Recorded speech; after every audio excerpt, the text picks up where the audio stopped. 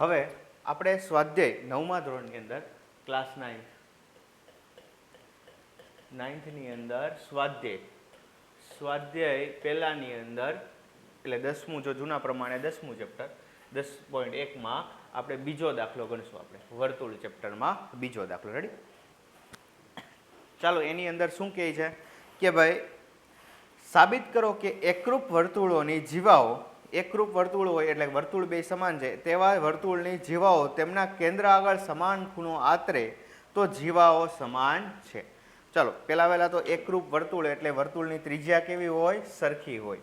એટલે આકૃતિ તો આગળ જ આવશે, આકૃતિમાં કઈ ફેર હશે નહીં. પણ આમાં શું સાબિત કરવાનું છે? એમ કીધું છે કે એકરૂપ વર્તુળ એટલે ત્રિજ્યા સમાન.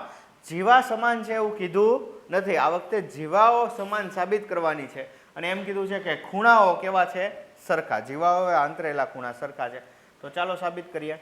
પહેલા તો શું છે કે ભાઈ OA બરાબર PC. કેમ OA બરાબર PC? કારણ કે બે કેવા છે? વર્તુળની ત્રિજ્યા જ છે.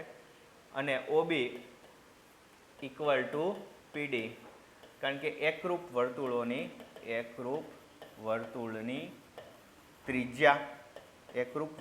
ત્રિજ્યા હોવાથી બે કેવું હોય? સમાન.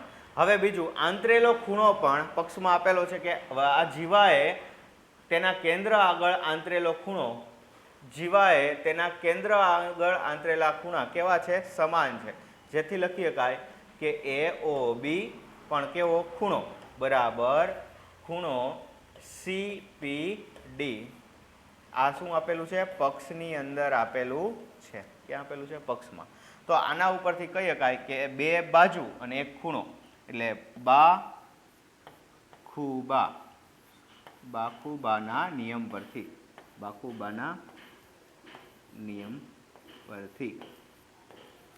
શું કહી શકાય? બાખુબાના નિયમ પરથી આપણે કહી શકાય કે ભાઈ ત્રિકોણ